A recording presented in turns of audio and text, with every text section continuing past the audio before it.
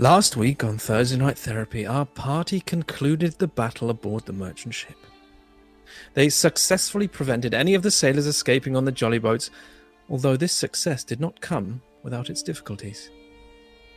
Armed with an interesting boarding pike, a Rahadumi officer frantically fought her way to the jolly boat, taking down Desi in the process.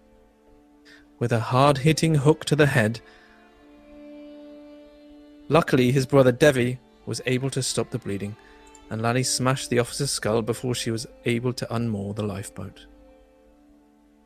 After the battle, the crew was ordered to plunder the merchant ship of all its valuables.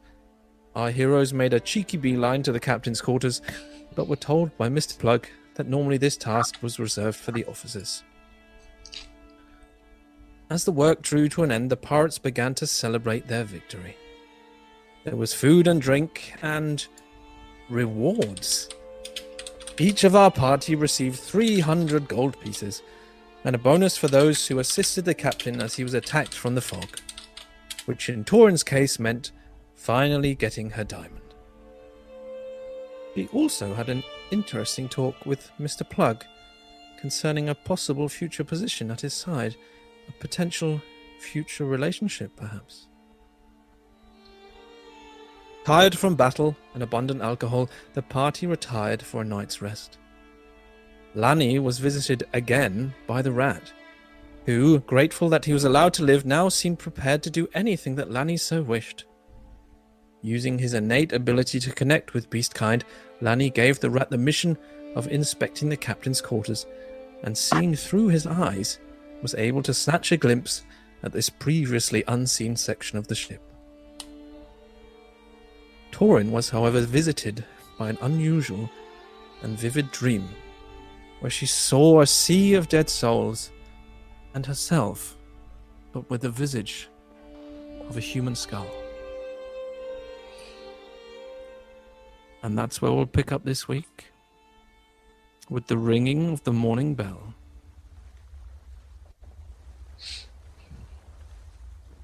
So you, among with all the other pirates, wake.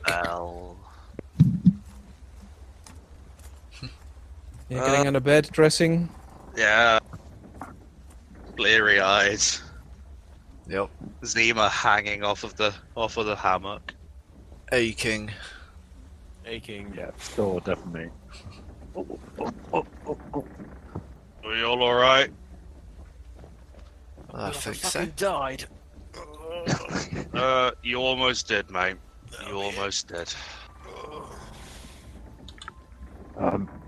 As they're walking up towards the ship, Lani just quite quietly just says to the others in the group, just says, I may have found something out last night. I got a little rat friend who has had a little look in the captain's quarters for me. Bit sneaky. Is that a metaphor, or have you actually made friends with a rat? I don't know if you remember, Torrin, when the very first day where we had to catch the rats and the vermin, I may have made a friend, a bit like Zima. He's my friend.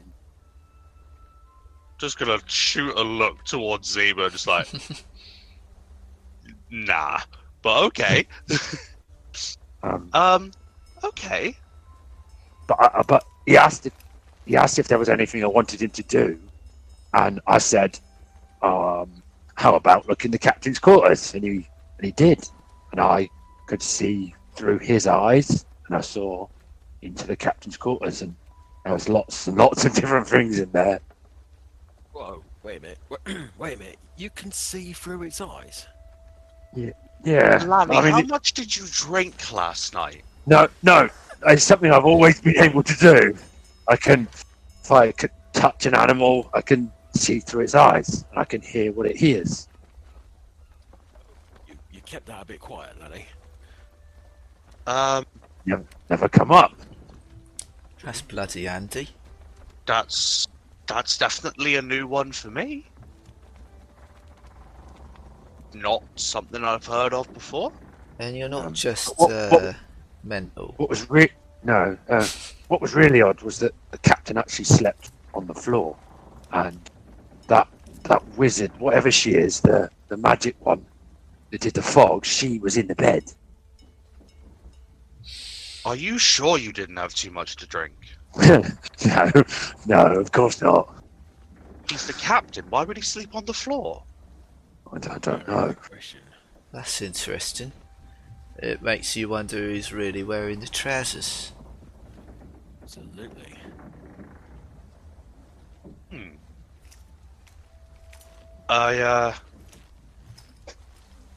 It's not something that I'll go into now, but I'll have a chat with all of you later about Pluggy. Give me a poke at after shifts, okay? Okay, I let's missed go. something when I was dead. Got Lanny talking to rats. You're apparently pally with Pluggy. What's No, don't go that far. Well, I may like you, but I'll still shock your testicles. I mean, don't you throw me a good time? Just gonna shake her head and just carry on walking. I've also decided I'm going to play the long game where he's concerned. What do you mean? Well, I think for now it's as bitter a pill to swallow as it might be. It's probably worth playing at friends with him. Fuck off. I know, bruv, I know you don't like it, but you know, softly, softly, catchy monkey, all that. Yeah, but he's a. Yeah, I know. But so am I, in a way. No, you're not. Not like that. Yeah, he is. Don't you fucking say that. Look, Just, my brother is nothing like that piece of shit walking around up on deck, alright? Oh, I didn't say that. He's just a bit of a dick in his own right. Oh yeah. No, I'll grant you. But there's being a dick, and then there is being a dick, you know. That one upstairs is... fucking... He's a walking, undulating member. You got a fucking way with words, you two. I'll take that as a compliment. You can take it however you like. Right, we're gonna get on deck before we get fucking shot. Yeah. Let's go. Just run up the last So, few steps and get on deck before as- we as- are. As Murdered. you are exiting, as you are leaving the sleeping area, a couple of you may notice that Fedor is currently jabbing and poking at, at one of the sleeping pirates. Jib. That's the last thing you see before disappearing upstairs. It's nothing, keep walking. He has been sleeping So a as long you time. as you appear on deck, slightly unusually on this day, the captain has already stood waiting. Normally he seems to wait for you all to gather and then come out and give a brief inspection, but today he stood there waiting with his arms behind his back, watching you all exit. All the pirates kind of step up and gather sheepishly around the main deck, waiting for his words or his order. Just as he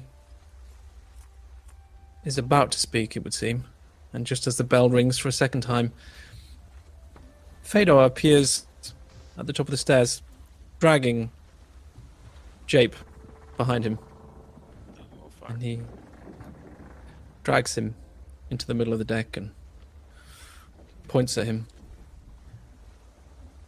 Mr. Plug, I think he, I don't know, maybe he got hurt in battle. He's dead.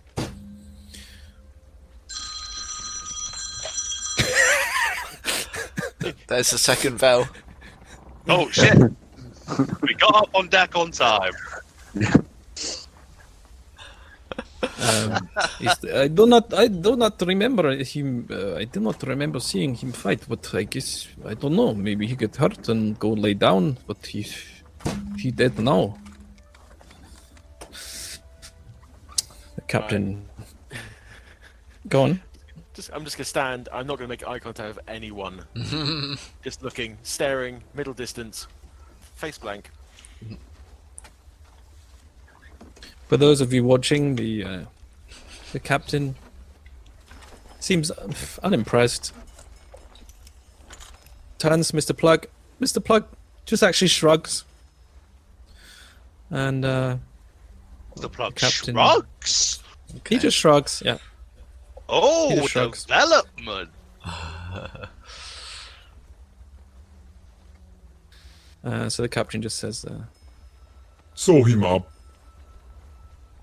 and Mr. Plug orders Rosie with the assistance of Fedor to have Jape sewed up in an old piece of sail, as Badger was the night before. Who's still lying on the edge of the deck, by the way. So she, as this is going on, Mr. Plug, not Mr. Plug, the captain calls out. Master Scorch, bring these prisoners to me. And Master Scorch runs up to the bow of the ship where 8 Rahadumi sailors have been kept shackled overnight. And he leads them down onto the deck in the gap between the captain and all the sailors. They're shivering, they're obviously cold, they've had nothing to eat, and they don't look too happy. Master Scorch starts kind of lining them up. One of them starts to speak out. You have made a great mistake, my friend. This is a sovereign ship of the Rahamadumi nation. There will be consequences for this. And as he's going on, the captain just slowly walks towards him. And almost with a slap, he brings his hand forward so that it's covering his entire face. And his meaty fingers just kind of wrap around his skull like a face hugger. And he lifts him off the ground, just yeets him over the side of the ship. And you can hear... Okay. Oh. Yeah. He's like, you cannot do this! Help me, I cannot! This is not acceptable! And as the captain turns around again, he actually turns up to Riaris, who stood up on the poop deck with her crossbow, as she always is. And with that, she lets go a bolt, which you hear thwack, and you hear a scream, "Oh! Oh! This isn't... No! Please help me, I cannot!" And then suddenly, you hear a scream, and then, and silence. As you can only assume, at least one of the sharks from the day before is still hanging around. Fucking hell. Fair. The captain turns to address the rest of the prisoners. So, the rest of you have learned the most important rule on this ship. Don't you ever talk to me. You may answer the following question by stepping forward. You can either volunteer to join my crew, or you can join your comrade with the sharks. And a couple of them immediately step forward. One more out of fear, one more a little bit nonchalantly. At which point he actually turns around and then you hear him speaking in a language you don't understand. He's obviously translating for a number of the prisoners who don't speak common. And at which point they, one after the other, more or less step forward and accept the fact that you don't really have any choice. So with that, the captain nods to Master Scourge, who starts going down the line. "Hello, mate," and unlocks the first. Goes to the God, second one. that "All right, mate." Boy. Oh, he's such a The dick. third, "Oh, hello, darling." Unlocks the third one, and so on. All the way down the line. I love that voice for all the right and wrong reasons. Okay. So grating, it's so wonderfully want to punch you in the face kind of beautiful. Oh, It's really? great. That wasn't planned at all. I love that. I love that. He's so good.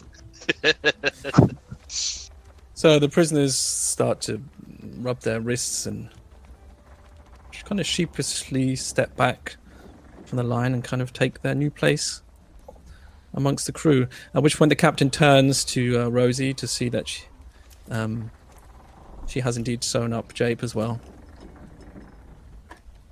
And he turns to the rest of you.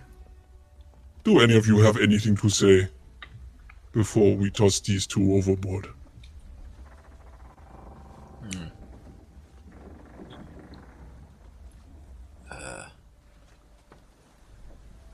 And Just shake my head. amongst us, after a long pause, Sandara slowly steps forward and says, I suppose I could say a couple of words. So the captain nods and she steps up to the two bodies and looks out over the ocean and nervously, obviously, starts to speak. Sandara, we send you these two pirates, Jape and Badger. They died how they lived, following your geese and your motto. Please welcome them onto your ship as loyal sailors and watch over them during their journey into the afterlife.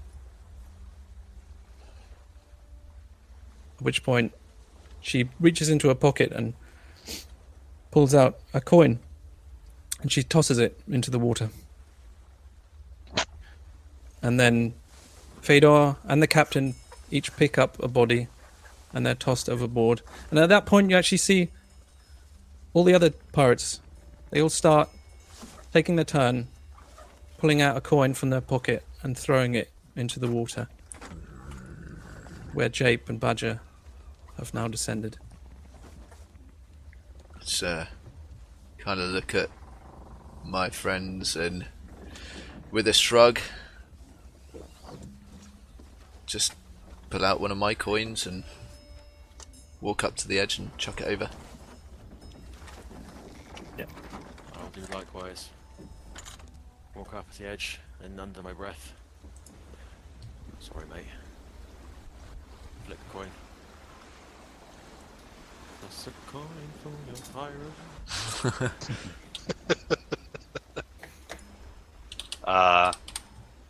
I would step forward and I would do the same but slightly differently. I would pull out my dagger like I have previously, cut myself and put the blood onto the coin, touch the coin to my forehead and say, "For you, my lord,"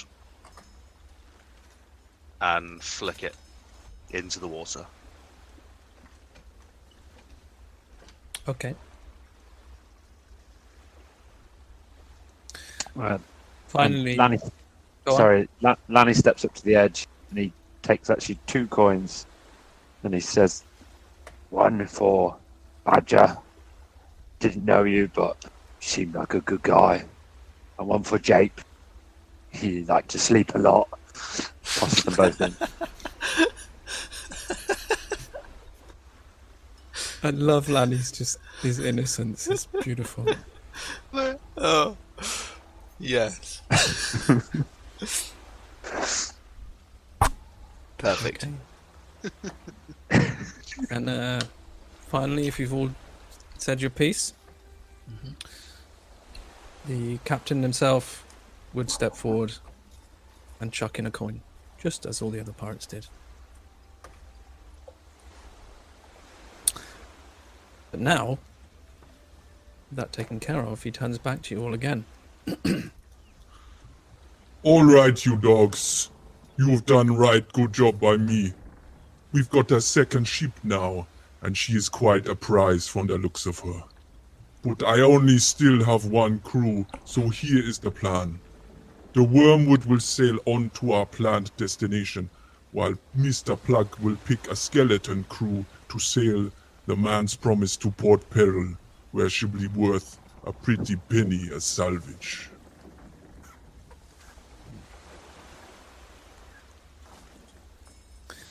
He just mentioned, actually, that this ship is called the Man's Promise, which I don't think I mentioned last week. Man's Promise. The Man's Promise, but that's the name of the ship. So at that point, he turns to Mr. Plug and he approaches a couple of his officers, and with the small gnome officer with her book taking notes, they actually start to pick out some sailors. Not me, not me, not me, not me. So he picks out... The first he picks, other than Mr. Scourge, of course, is a pirate called Arita, which you've had nothing to do with, really, up till now. She is the... find her picture. He is the female. She's just off-center, just to the left. She's got like her back turned, cheekily. Behind black the hair. gnome. Attractive woman, like tight silk Next to Fedor. snippets. Yeah. Yeah, between Fedor and Jack Scrimshaw. Yeah. Okay. He's the first. She's the first to pick, and you looking at her now, you realize she's obviously not an officer. She's a squab, and yet now that you think about it, you don't ever remember her sleeping in the main quarters with you guys, and you barely remember seeing her working. She's their little plaything. But anyway, as you're contemplating that, he goes on. Fedor. He's taking who he calls the Narval, which is obviously the dwarf, and Sai. And these are the part of the crew that attacked you on the first morning. He says he wants to take the Owlbear. And he will be taking Tally as well. And at this point, there's a bit of discussion with him and the captain, and then it is revealed that he will also be taking all of the newbie pirates. Shit. So that would be Okay. Conkibar, Rosie, Sandara, Cogwood, who's this creepy guy, and you four. There's a little bit more discussion. And they agree that they're also going to take 3 of the Rahadumi pirates, well, 3 of the sailors, to make up the numbers needed to actually sail the ship.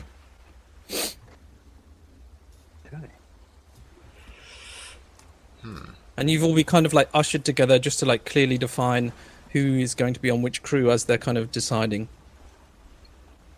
So this is the group that you now find yourself stood next to. Right. I'm gonna be looking at Mr. Plug. Just looking at him. Yeah, just waiting to see if there is any eye contact between him and myself. Nothing of notable mention, I'd say. If I catch his eye, I'd give him a little slow nod. Okay. He would kind of return it, yeah. So, you know what? I'm actually going to show you now. I have a new handout, Ooh. Okay. which I think you should be able to see now if you let me know. Yeah. So as you stood there, Devvie, Mr. Plug also tells you, Devvie, make sure you tell Krupp that he will be joining us on the Man's Promise. Oh, yeah. Mr. Creep. Alright. Will do. So, the rest of you, we will be leaving in makes that half an hour. You have this time to take care of any business you need to take care of and to collect your things. And in 30 minutes, I expect you on the deck of the Man's Promise for a debriefing. Is that clear? Yeah. Sir, Aye, aye. Then hop to it. Right. get my stuff. Oh, Heck, my barrel. well, I mean, I didn't have a plan, but now things are more complicated. In a way. Okay. I guess, Just as you're... Just before you all start, before you tell me what you would like to do, if anything, before leaving the Wormwood, as you all disperse and head below deck, Mr. Plug actually does just tug on your arm, Torrin. Oh?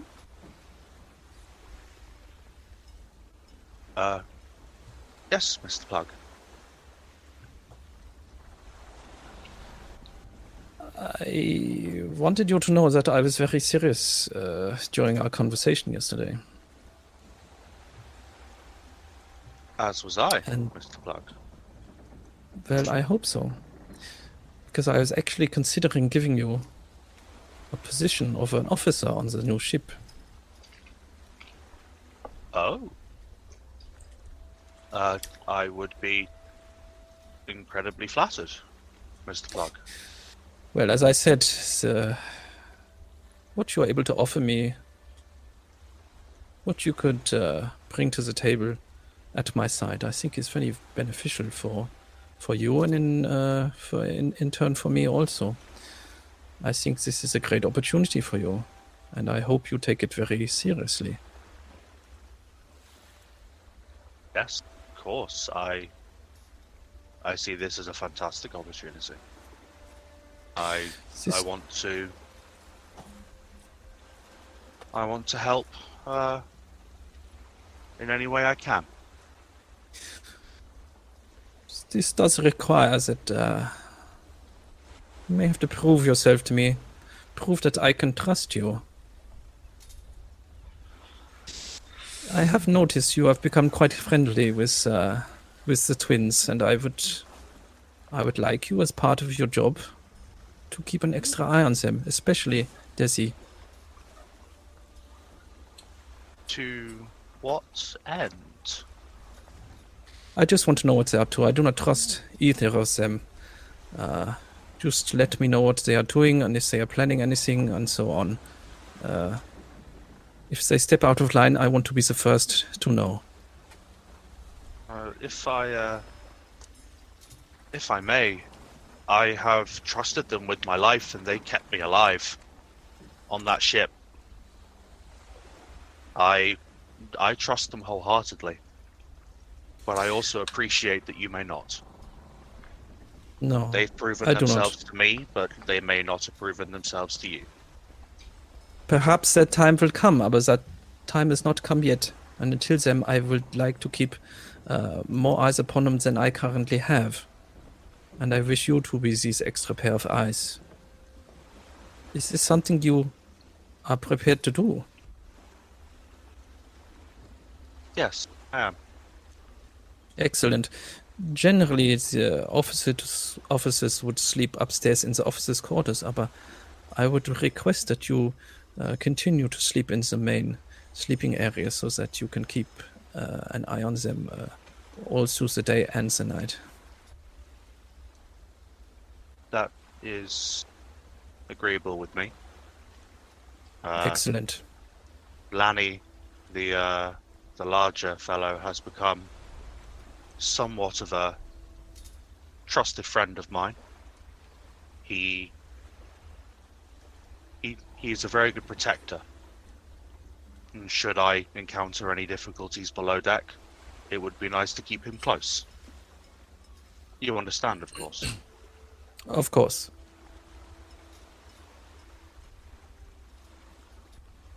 So, one question, if I may.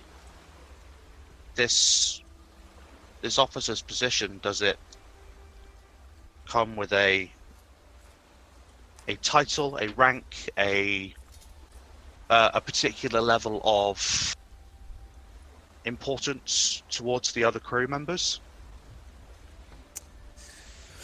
As far as they are concerned, as you will be an officer, which means you have superior rank over them. In terms of a specific role, we will have to see. I mean, I do not know how long this journey will be. You understand? I do.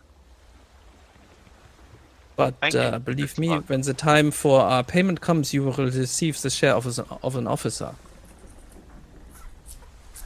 Thank you. I appreciate this offer greatly. I do. Excellent. Then prepare your things. We do not have long. Yes, Mr. Plug. I will see you shortly. On the deck of the new ship. Okay. So he turns and leaves.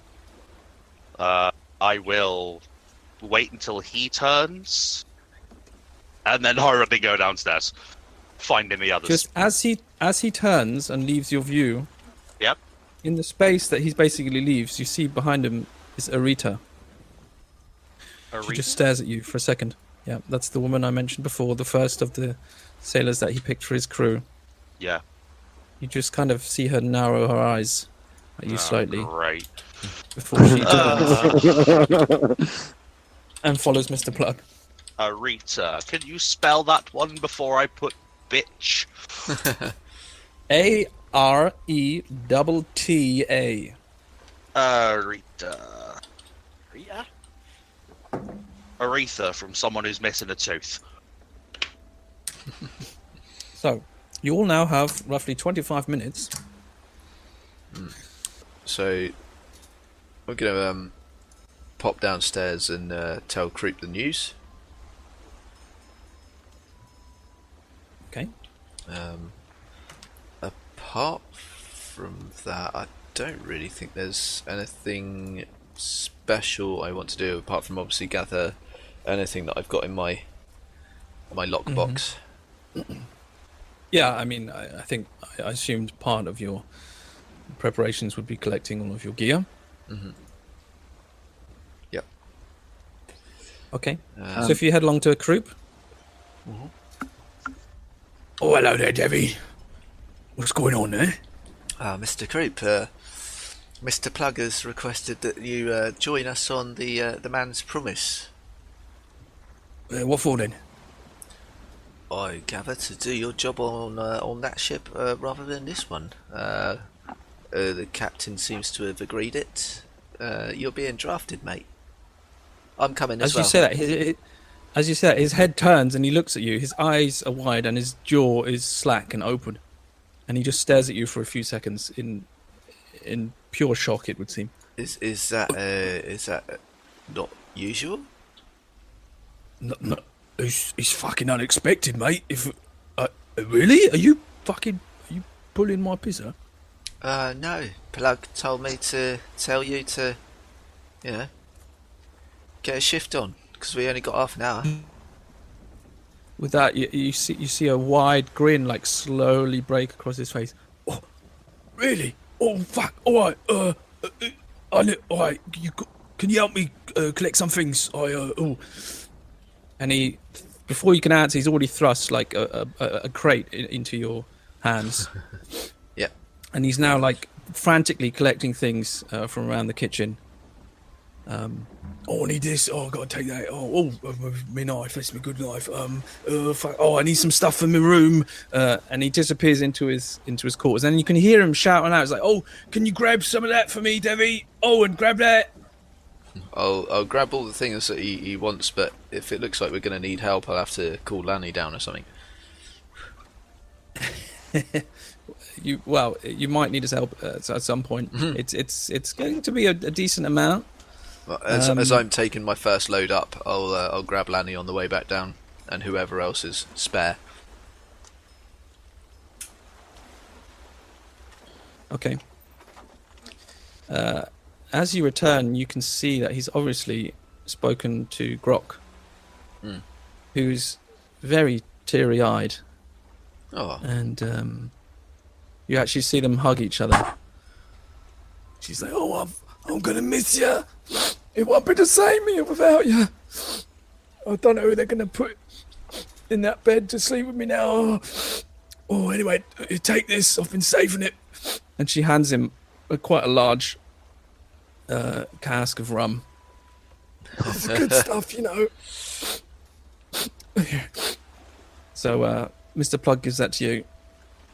He's like, oh, hang on, I need this as well. And he's like, oh, don't forget that grappling hook. And he points up to the grappling hook hung on the wall. Right. No, don't want to forget that one. Grab that. Yeah, basically you just grab it, grab everything he's asking for, and anyone that I've managed to grab on deck to help out, kind of load them up as well. Okay, at that point, unbeknownst to you, the reason Kroop's been picked to go over is because one of the prisoners from the Rahadumi ship was actually the cook. All right. And he's now turned up in the doorway, and as he's now looking at this absolute mess of a kitchen, and the look of absolute distraught horror on his face as he sees where he's now about to be working. Yeah, I figured it was something like that. And he just slowly steps into the room, wide-eyed. And Mr. Kroop just gives you a glance and is like, "Fuck, come on, let's go. As I walk past him, I slap him on the shoulder and go, "Good luck, chap," and walk past. You just see him put his hand up to his head and say something in a language you don't understand. As you leave. So, the rest of you, is there anything else you want to do? Yes, please. Pray tell. Desmond would like to go and pick up his barrel of beer that he has fermenting. Mm-hmm. Assuming he can lift it. If not, he'll get Lani to help him. And on the way back up, I'm going to stop in at the quartermaster's. Mm-hmm. And probably as my brother is still there picking his stuff up from the cooks. And so, right, Grok, you around? Yeah, man, what is it? Oh, right, love you. I know you're going to miss me, but you know, there's no need for tears. Just wanted to know before I go. Do you have like a long kind of bit of wood, like a staff or something like that? I might be able to use. Like a... You mean like a spear with the end broken off? I mean, if you want to get technical, sure. Oh, a stick. All right, hang on. Yeah. So basically, what I want is that when I hit someone with it, it's gonna fucking hurt. Is that? See? Oh, like a hammer. No. Axe. An axe. No. Double axe. Not really good with the sharp implements, me. I prefer a stick. You know, I can hit him with it. I could trip him with it. I could push him away with it. A big one. hang on. About, if it could be about as tall as I am, that would be appreciated. She reaches behind the door and pulls out what is basically just a wooden pole.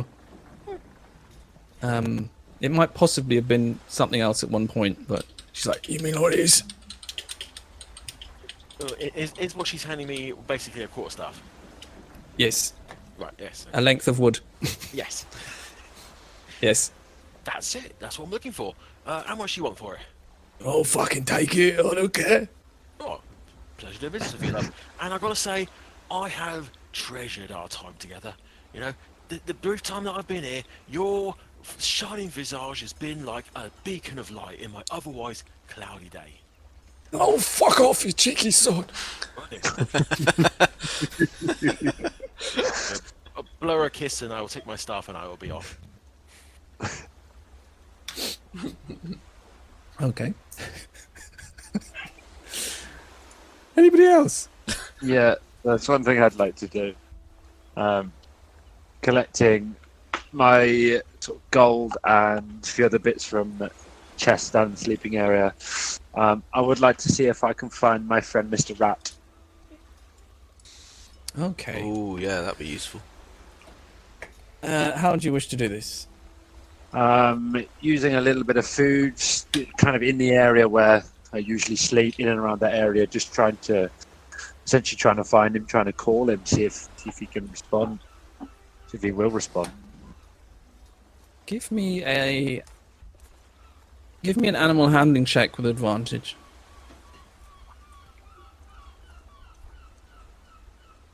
Where are we?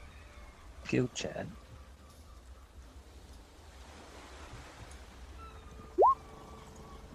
Oh dear. That first one didn't work, but the 22. Yeah. I don't know why that didn't work. The first one. Weird. What the hell happened there? Okay, 22 is enough anyway. So you spend a couple minutes kind of falling to him, down on your knees around the area, and eventually, after about 5 minutes, you see a little nose and a pair of whiskers appear from the small crack where he appeared from last time. But it would seem he's very timid to enter into the light. Hello? It's me.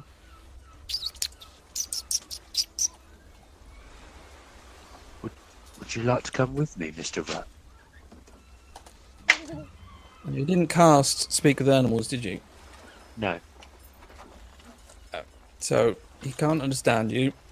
And he's just kind of, as I said, he looks like he's afraid to come out of the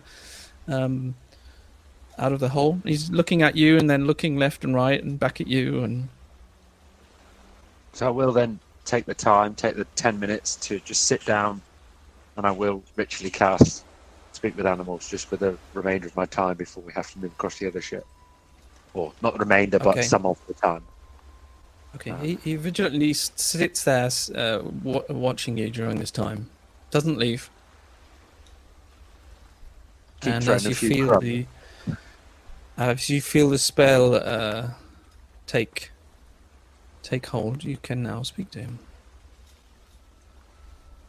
Mr. Rat, we're Oh, yes, moving- master. We're moving to another ship. Would you like- We are going somewhere, sir. There's Oh, the another promised ship. land. Not quite yet, Mr. Rat. We're going to another ship. Would you like to come with me? I think it could be helpful. Okay, oh, if that's what you want me to do, I shall do it. Yes. I think we could have a good long friendship, Mr. Rat.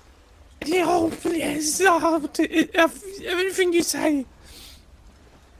Come with me. How are we going to do this?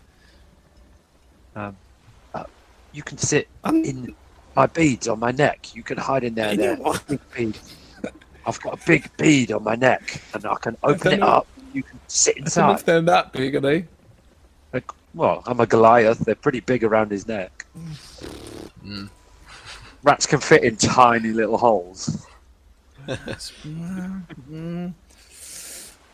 All right. If he goes in the moonshine So- one, he'll get quite tipsy. You All might right. die. Yeah. Right, it's empty. It's empty at this point. If you show him, he's like, It looks a little bit small, sir. I don't know if I can squeeze in there. Just try. All right.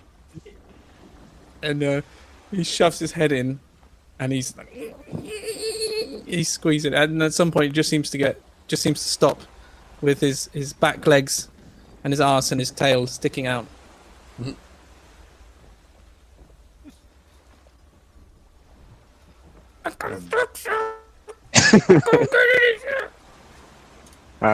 I will just squeeze his bum and just pull him back out again.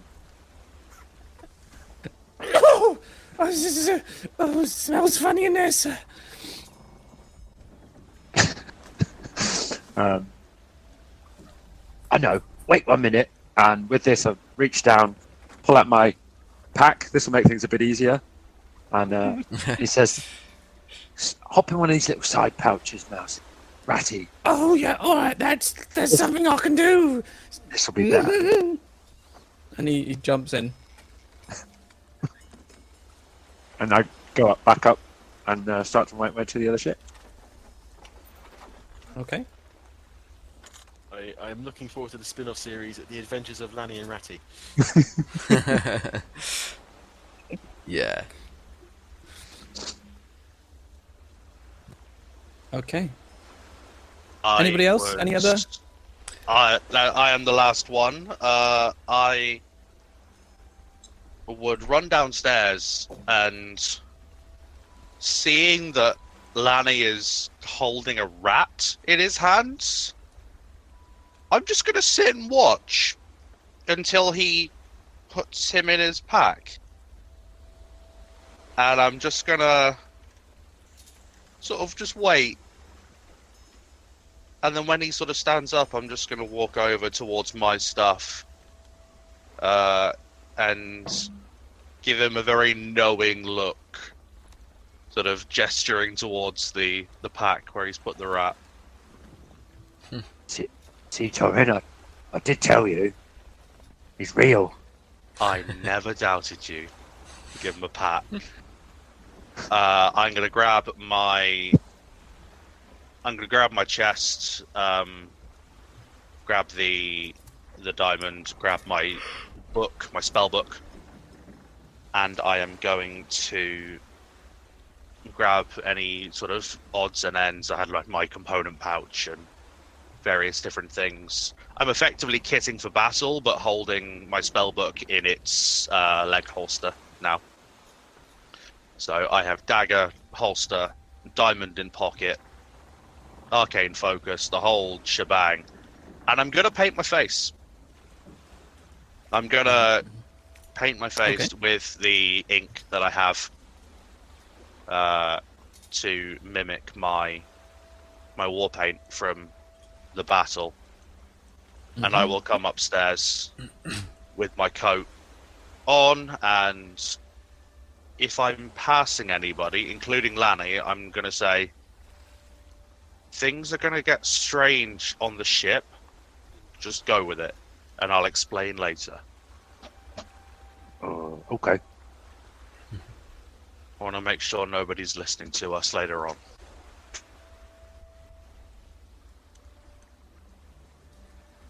And passing Des and Devvie, I would whisper the same message to them. Okay. Alright. Okay. I would get over to the next ship and wait near the near one of the masts. Okay. So, you've all made your way over to the man's promise? Yeah.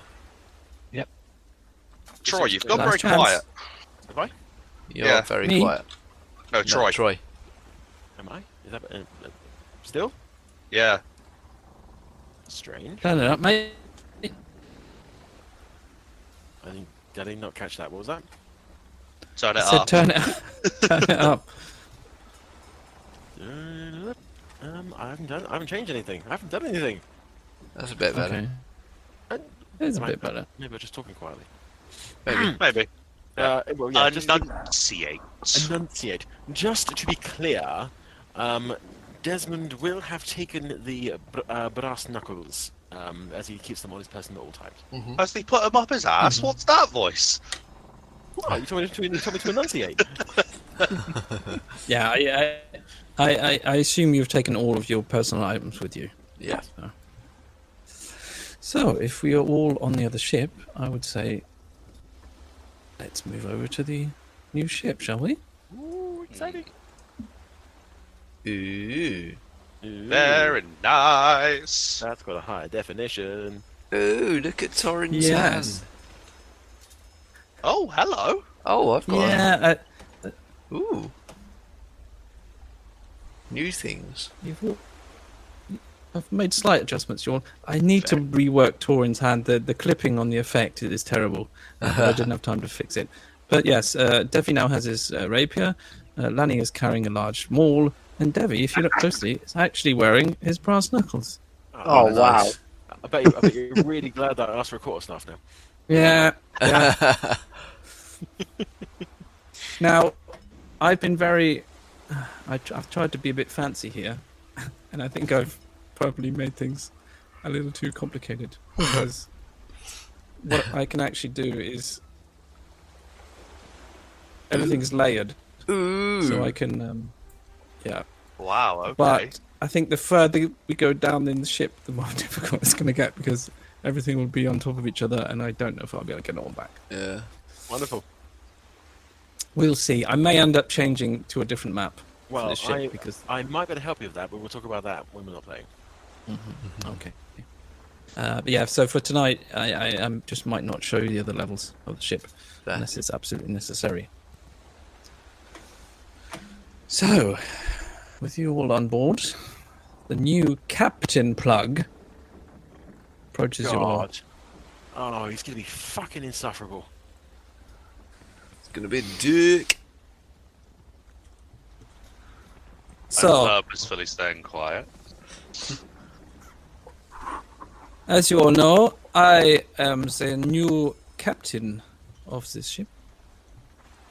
Master Scourge here will be my first mate. And further officers will be Rita, Fedor, and Torrin.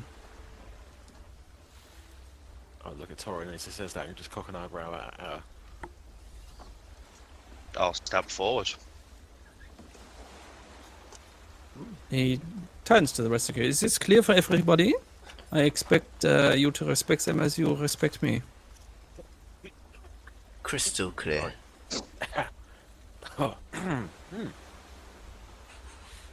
So, we have a very tough journey ahead of us. We are basically running on minimum crew. That means the work will be very hard and very strenuous.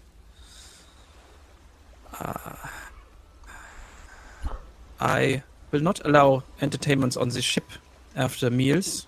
I expect you all to return immediately to your sleeping area after the day's work. And any failure of duties will be dealt with, if anything, more strictly than they were on the Wormwood. Is that clear? Aye, aye. Good. You will Question. all be... Sorry, Mr. Plug, I have a question. Yes. Wasn't the what were they called? The people who had this before, the what was the name of the The people? Rahadumis. Rahadimi, yeah. Rahadumis.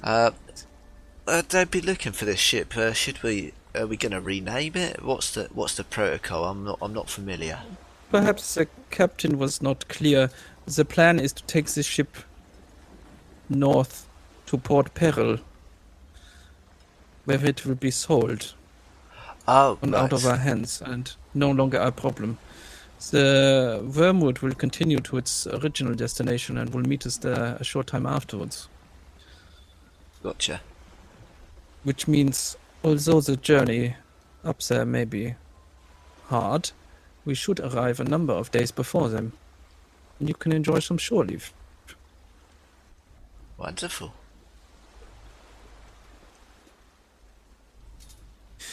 You will all be keeping the same jobs you had previously. The only slight change will be you, Devvie. Also, you shall assist Krupp in the kitchen when he needs it. You will also be expected to help appear on deck. Very well. So, if there are no other questions, then let us prepare to set sail. Mr. Plug, if I may. Torrin, I'm going to walk up a couple of steps, so not in line with Mr. Plug. And I will address the crew. Some of you have known me before.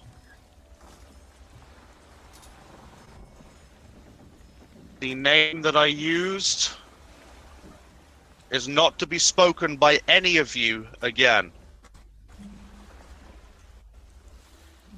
You will refer to me as my lady or Miss Blackheart. Do you understand? I'm a lady. Out of character. It's times like this I do wish we had webcams, because you would see my eyebrows try to crawl off my face. Which Desi will also be doing. He's just like the look of shock on his face as you say this is like. What? You right then, milady? Nope. I would look to everyone. Is there anybody that is not showing their willingness? Would I see? Other than No. obviously my friends. No, I mean everyone's just kind of looking and maybe a couple of confused looks, but there's some nods and no objections. I will look to Mr. Plug and I will talk in a lowered voice and just say, apologies, Captain. That's something I should have spoke to you about earlier. There is a reason, if you'd like to know it later. And I will step back and go down the steps. Okay. So, as I said, prepare to set sail. And the pirates start scrambling to prepare the ship. As he says this, you actually see the Wormwood leave. It has hoisted its sails and is now sailing from you. So, Desi, you're in the rigging. Yep. I shall go up as and am I by myself now? Or will I have to show someone else what to do? No, the dwarf, he called him Narval, and Sly. They will be helping you in the rigging. Okay. And Cogwood is not long after he's sent up there with you two, as it realizes you're going to be a little bit short with 3 people. But I'd still like you to roll a d6, please. Okay.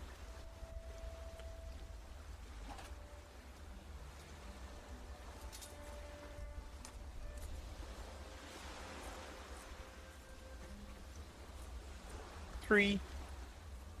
A 3. Okay. So you're going to be at the top end of the rigging today, so you're going to be fairly high up. It's going to give you a good view. There's nobody in the crow's nest, as you don't have enough people.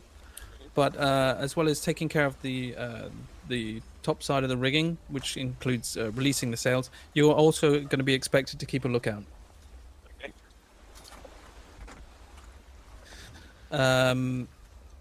Can the rest of you, actually, as a group, can one of you just roll a d6, please? D6. Mm-hmm.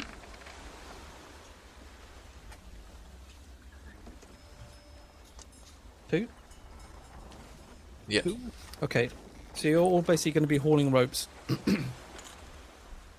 hoisting sails, tying off ropes, that sort of thing. Okay. So,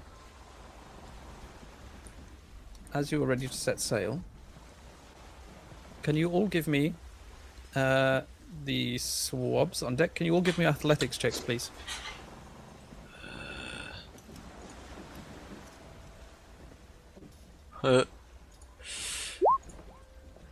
That is at -1.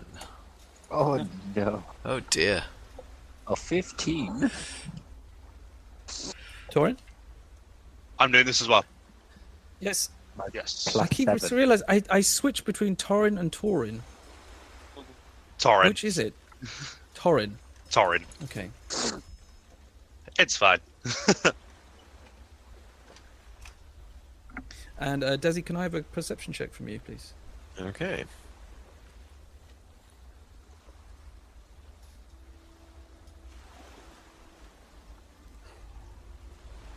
Okay, great. 14. Actually, Can I also have a... I guess a survival check? What the hell is up here? Crow's nest is full of mutant crows. Rabid crow. Survival, yeah? Mm-hmm.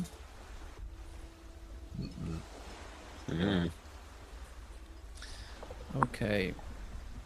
So, you see the wormwood leaving. But I think you wouldn't be exactly sure in which direction it is.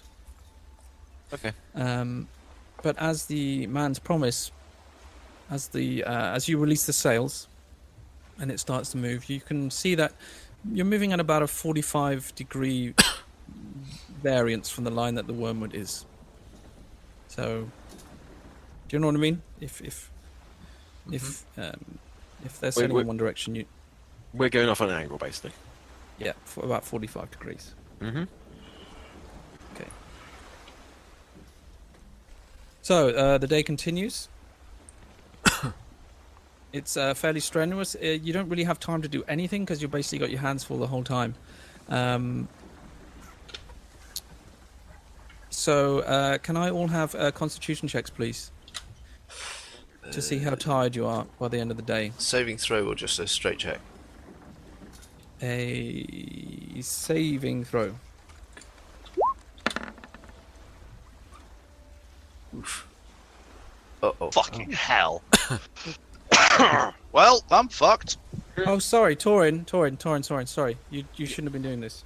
You're an officer. Yeah, I am an officer now. That was what my question was. Like, am I doing this? Sorry. You're absolutely right. No, as an officer though, you have seen that that Devvie is making a bit of a balls up on his rope work. He's supposed to be hauling and tying ropes, and he keeps letting them slip. I'm good at tying, I'm just not good at hauling.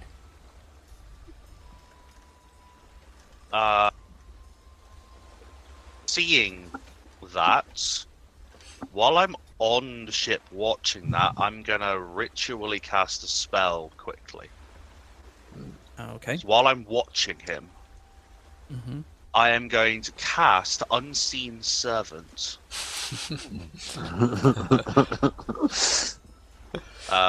And an invisible, mindless, shapeless force that performs simple tasks is created on deck and just gives a little bit of a hand to Devvie. Okay, so it's basically stood next to him doing the job he should be doing. Yeah, he is. This unseen force is attempting to aid my friend. And as I finished the spell, I would walk up to him and I would say very quietly, "Go with it, mate, I'm sorry." And then I will shout, "What do you think you're doing? You're supposed to be doing this job properly, come on!" And I will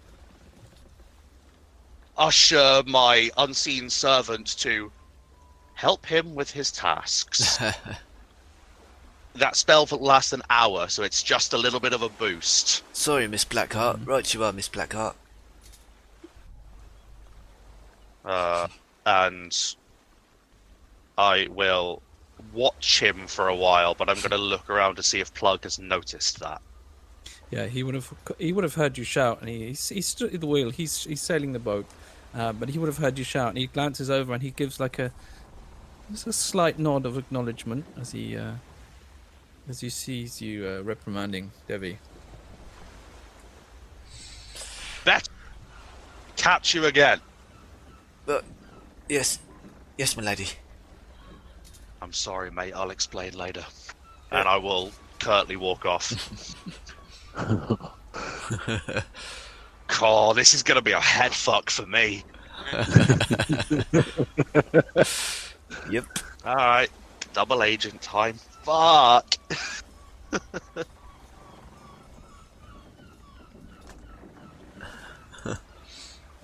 Do I need to like re-roll anything, or is it basically doing my job for me? It's gonna it'll assist you enough that Okay. you're successful. Okay, cool. Because I don't trust these dice, man. It can perform simple tasks at my command, so I can mindlessly, mentally command the servant to do simple tasks that a human servant could do. Right. Fetching things, cleaning, mending, folding, etc. These are simple stuff. Cool. Which I would hope covers the help pull some rope. Yeah. Help tie some rope. Don't fuck it up.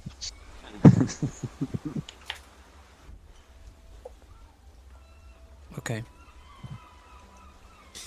Torrin, could you give me a perception check, please? A perception check. Yeah. Yes, I can. Fuck me. Okay. Ooh. While you're wandering around the deck and keeping an eye on people and pretending to reprimand them while actually assisting them. I'd reprimand There's a everybody moment else where for doing shit things, but my mates, I'm Yeah. trying to usher them along. Like, don't make me hurt you. Come on. There is a moment not long after you've set sail where you see Master Scourge approach Mr. Plug, and he's stood next to him by the wheel, looking kind of confused, and you can see that there's some sort of conversation going on. You're kind of just like down here. Hang on, I'm not in the right layer, am I? No. No, you're on the wrong layer, mate. There we are. Yep, okay. So kind of like with your back turned to them, but due to the direction of the wind, you can just pick up what they're saying. Yep. And you hear Master Scourge saying like, Mate, why the fuck didn't you tell the captain what happened? Why didn't you say something? He would have fucking... And Mr. Plug replies, would he have done anything? I do not know. It was his word against, well, nobody's. And I did not want to face the risk of... He could have thrown him in the sweatbox, or I don't know what. No, if I say nothing, then he is here on this ship with me. And now he thinks he has gotten away with it. And now he thinks I'm not watching him. But trust me, I will teach that man a lesson that he will never forget. Oh. Oh dear. And that's all you pick up. Okay. So, the day draws to an end. And as the sun begins to set, you pull up. Actually, can I have... can I have all of you make survival checks, please? Actually, Lanny, you can roll with advantage. Oh wow. Not you, Survival. Des. You've already rolled Okay. for this. Survival for me too? Yep. Okay. Nope. Oh, really? Lanny, spend it. You've been playing with your rat to even bother looking. That's a fucking euphemism if I ever heard one. So, Devvie, while you've been watching these ropes tie themselves, it's given you a moment to kind of look out and kind of take in the environment. Lauren, all I wanted to make you aware of is that you're pretty sure you're heading almost true north right now. Mhm. And you've basically spent the day sailing north. But as the sun begins to set, the sails are hoisted in and the anchor is dropped. And the bell is rung. And as Mr. Pluck said, you're expected to return to your quarters below deck. Right. Yeah. The meal that Croup has made is served below deck also. So you're basically given your food down there. And there will be no no entertainment after the meal. At least not on deck. Hmm. What you do below deck is kind of up to you. Oh, okay. So we can basically do the same thing as we would do up on deck. But Yeah, I mean, well, it's up to you, yeah. I probably don't want to push it, so I won't encourage such behaviours. But if other people are engaging, then that's up to them. Yeah. So Croup has given you some. There was still some leftover pork from the pig. So you've had actually again a fairly decent meal by his standards. So you're all sat eating your meal down in the sleeping quarters. You're free to talk amongst yourselves or do whatever you like. Is there any kind of revelry style stuff happening up on deck, or is everyone just going to be down here eating? No, that's what I mean. Mr. Plug, as soon as the work day over, you're expected to leave the deck and go below. Okay. Am I And as I said, expected to leave the deck? Well, you're an officer, but he did speak to you about you sleeping down there as well. So you have more freedom of movement. But Mr. Plug did express the wish that you sleep down in the main quarters and not in the officers' quarters. Yeah. I would stay on deck for a little bit. I would just stand, say, over here by one of the boats and let Zima flap around for a little bit. And I would just look out, thinking of my dream and looking at the water. Okay. You see some food is brought up by Croup to the officers and to Mr. Plug in his quarters. He's in there apparently with the Rita. Master Scourge and Jape are enjoying their food in the officers' quarters at the front. So once you have your food and you've eaten.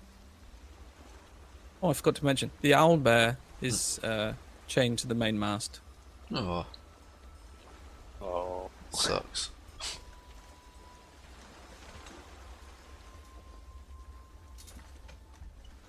Has he been there all day? Yeah, but yeah, he was brought over and chained to that mast. He's not been moved. And has he been fed? Not that you've seen. I would eat some of my food and then I would walk over to him. Mm-hmm. And I would kneel down. Does he notice me, look at me, say anything? Yeah, he does look up at you.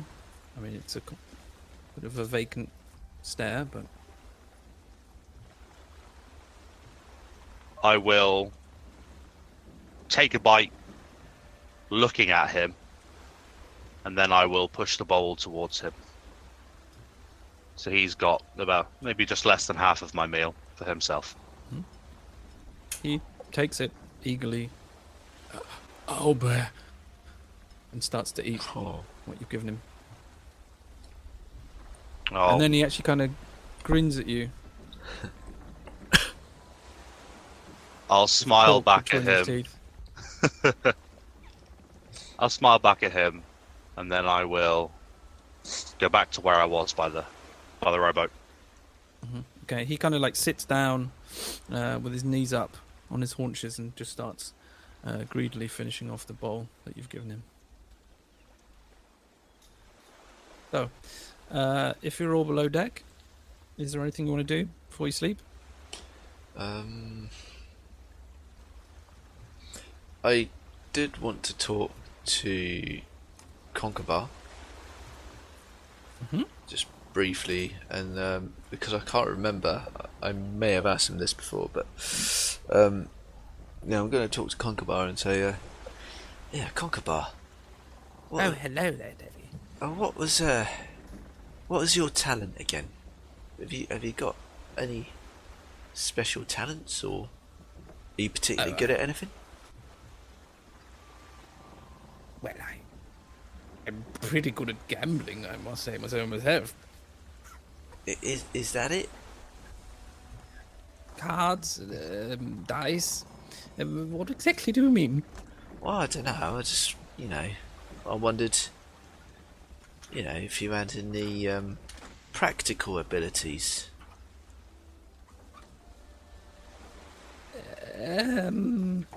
What exactly are you getting at? Are you literally just a bit of a playboy? Well, I like to think so. Right. Okay. That means no.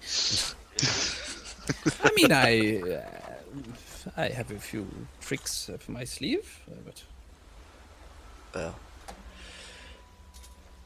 Alright, well. Just, we're all in this together, eh? So let's act like a team. yes, of course, we are a crew working together. I'll keep an eye out for you if you keep an eye out for us lot.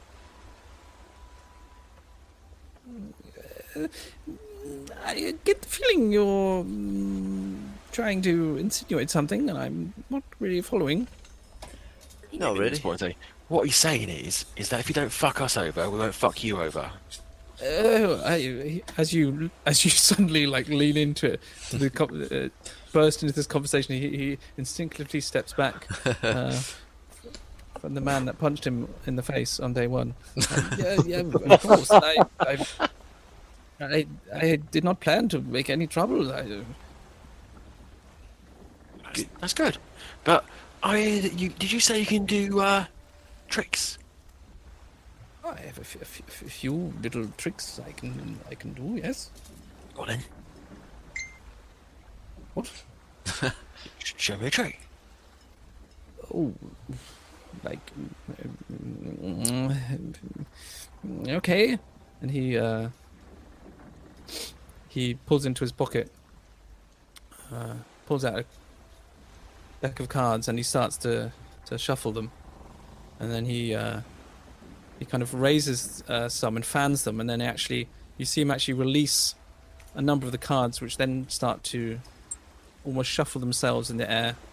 Ooh. And they kind of arc and rearrange themselves, completely floating in space, and then they collapse all back together into the one deck onto his hand.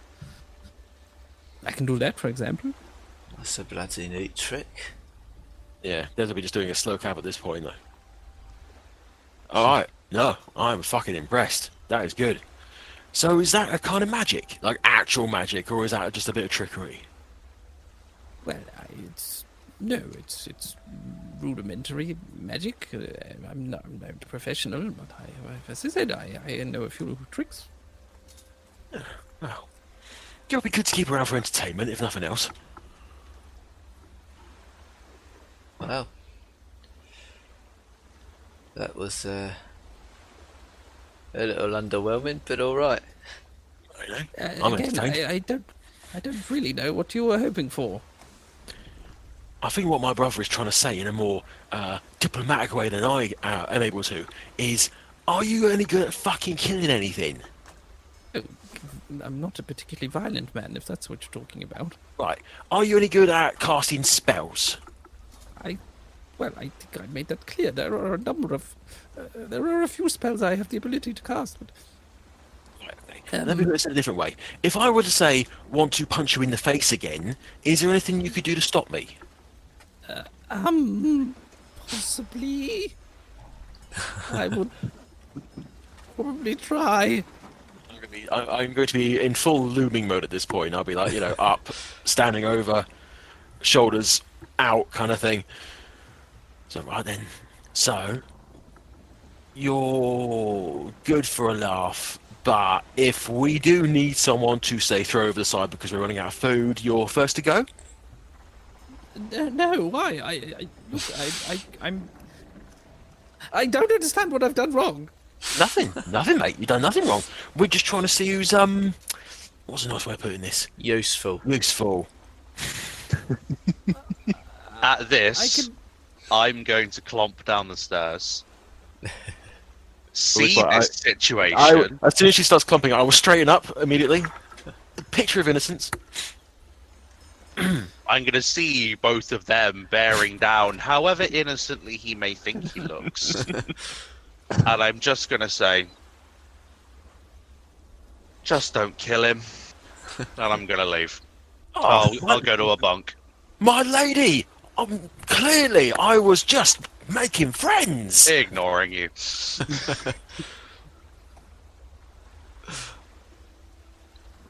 Well, we won't be having any falling outs, will we, Conqueror? No, no. Oh, Yes. good friends here, aren't we, Conqueror? Yes. Again, I do not understand where this hostility is coming from. Not us being hostile, mate. If we'd been hostile, you wouldn't know anything about it. We might have some work for you when we get ashore. Okay. Well, I'll reach out sharply, and then just pat him on the shoulder. I think I'm going to go get some shut-eye. Okay. Right, Well, I guess we'll pick our bunks then.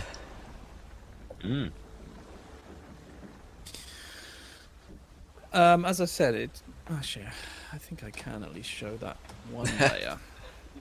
So if let's try this, yeah? So if the problem is the whole crew are going to stay where they are. yes. I mean, another option is to have each level on a different tab. Yeah. I can at least hide these bits, I think. So if I do that, you can now see the deck below. Yep. Ooh, very nice. Sleeping quarters. Yep. Okay. Very organised.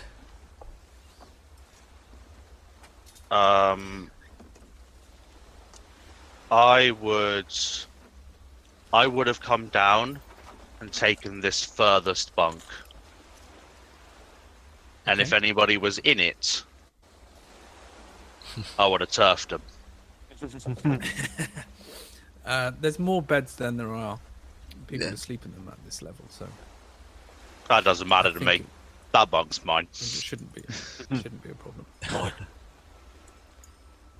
So you pass through a small hold area on the way here, which is everything's been basically stripped bare. This looks like it was at least partially an armory, but all the weapon stacks are empty. There is sleeping quarters beyond which is the galley. It would seem the cooking area, which has a small quarters attached to that as well. Right. Cool. I think I might take the bunk nearest the galley, seeing as I'll be doing some of my work there. Okay. I'll take the bunk next to my brother. Next to towards me or next to along the top edge?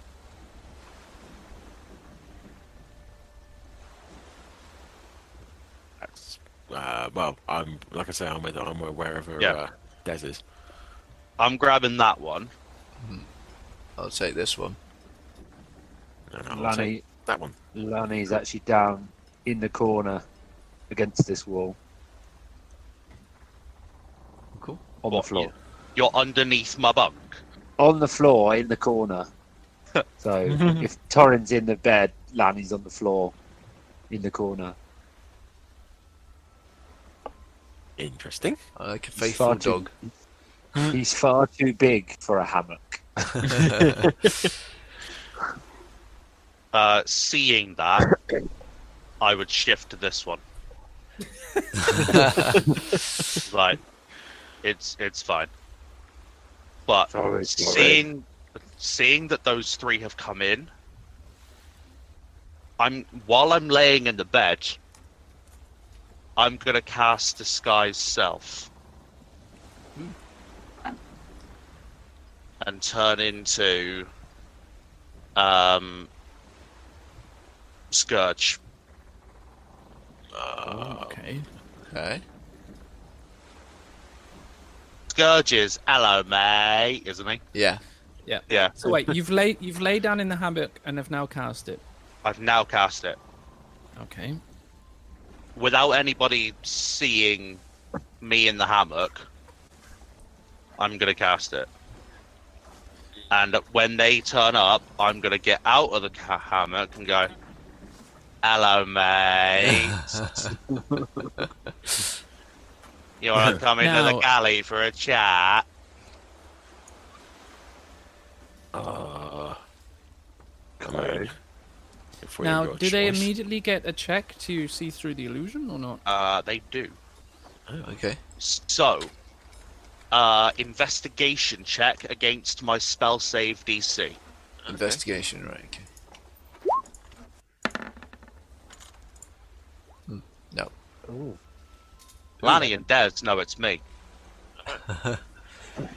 All yeah. right, then, A slight shimmer around the face where maybe the facial hair doesn't match up quite right. Oh, right, all right, Mr. Scourge, if you've got something to say, I guess we better go do it somewhere private.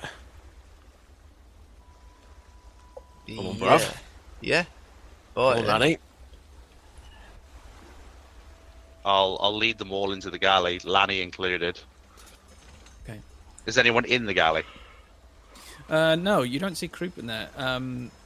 Compared to the previous galley, this is immaculate.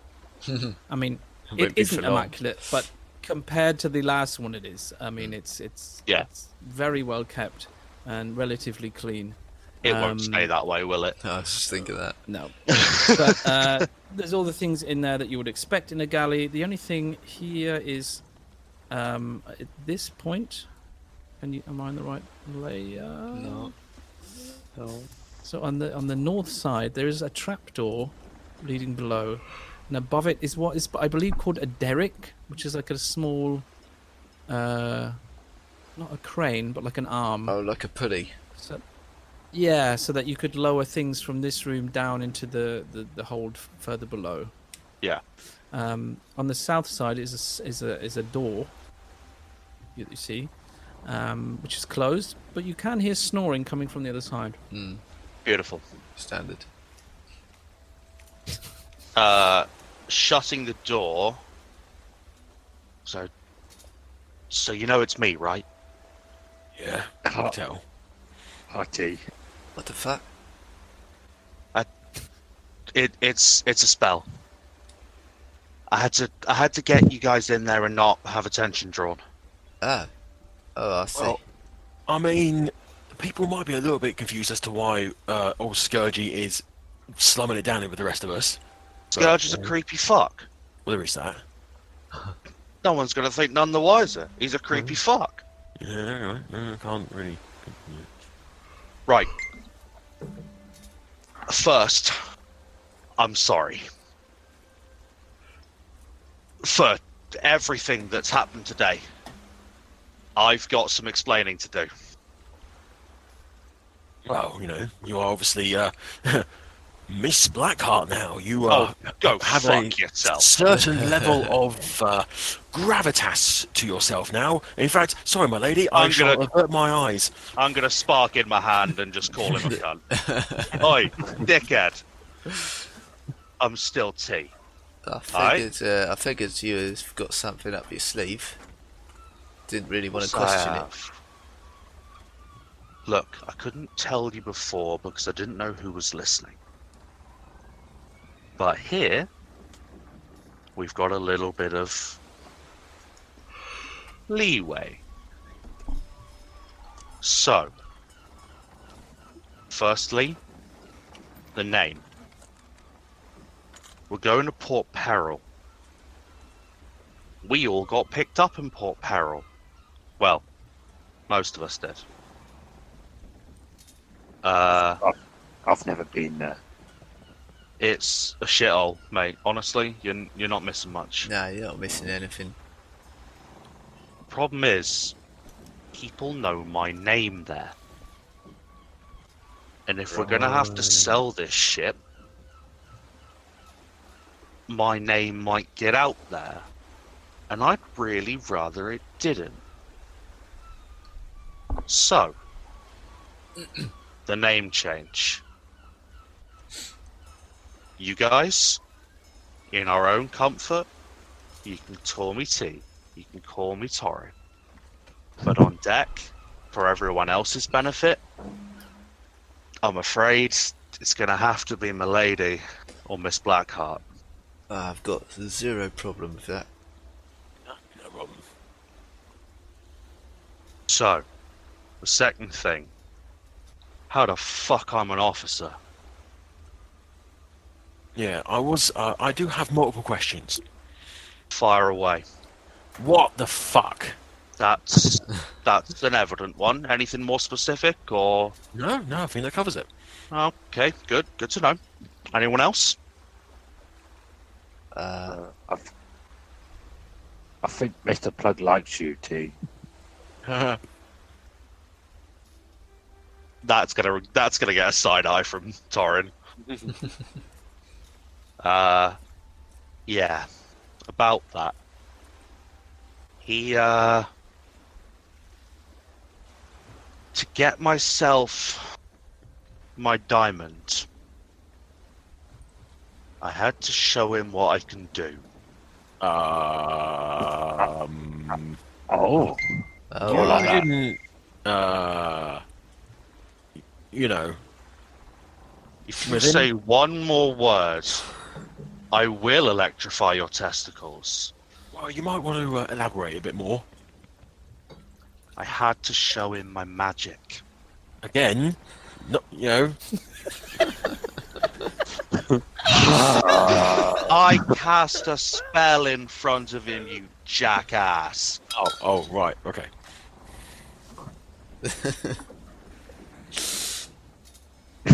So what? I had to show him that I had knowledge and ability Again? with the arcane. Oh, right, okay. Sorry. So he thinks that I'm useful, which on one hand is a good thing, because that means that he wants to trust me and he wants to use my talents to make things a little more interesting. You see how the captain was apparently smitten with the woman he let sleep in his bed? Apparently. Yeah. Their Are you gonna- relationship is on a more professional level.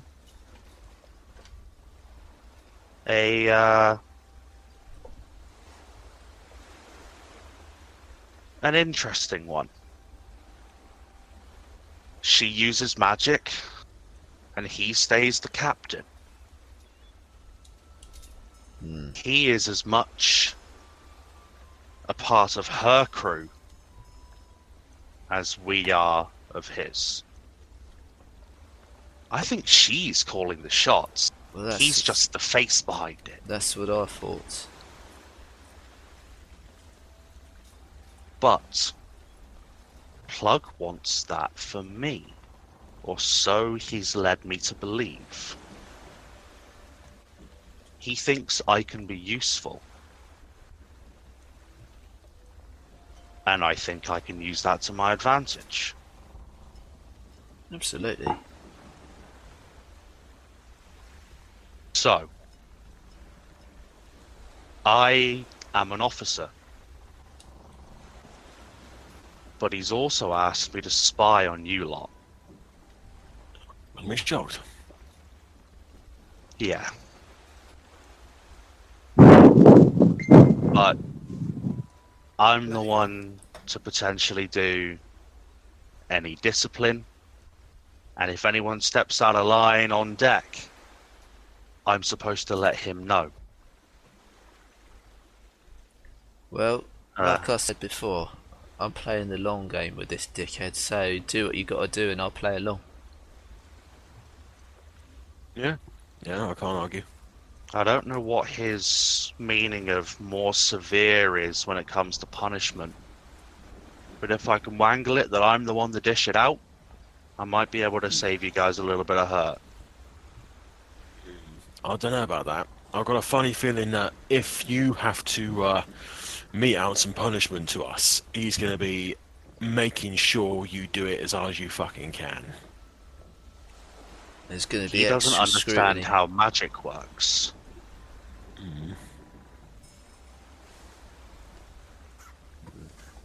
Because I can do this and have the shocking grasp crackle in my hands, or I can do this and I'm going to use thaumaturgy to create a rumble of thunder just very quietly from the palm of my hand. Impressive. Now one of them is going to cause you a whole lot of hurt, and the other ain't going to do fuck all. No, obviously we're going to have to sell it. Oh, yeah. And if you don't, I'll have to hit you with the real fucking thing. But it's a way of keeping things a little easier to deal with. Yeah, it makes sense. But I've got to keep this up too, which means at some point one of you fucks might taste a little bit of magic, and I'm sorry for that. It's alright, just don't fucking kill any of us. Well, if you really need to do it, T, maybe do it to me, if you can. I could probably take it the most. well, here's an interesting thing about the not killing you. And I'm going to reach out and I'm going to shocking grasp the lovely monk. Ah!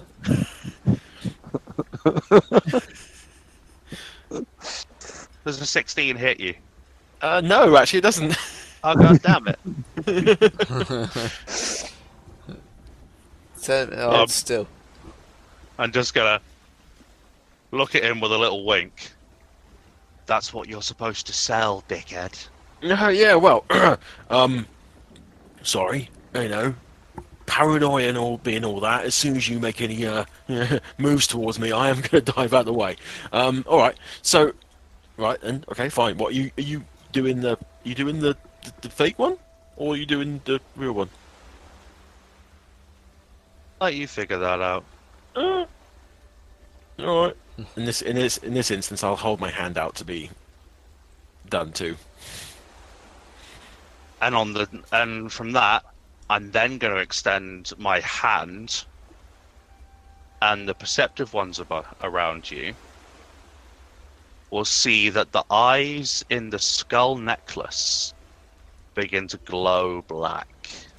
Ooh.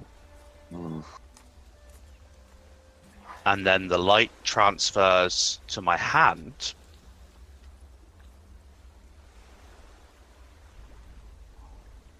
as I cast Cure Wounds. Ooh.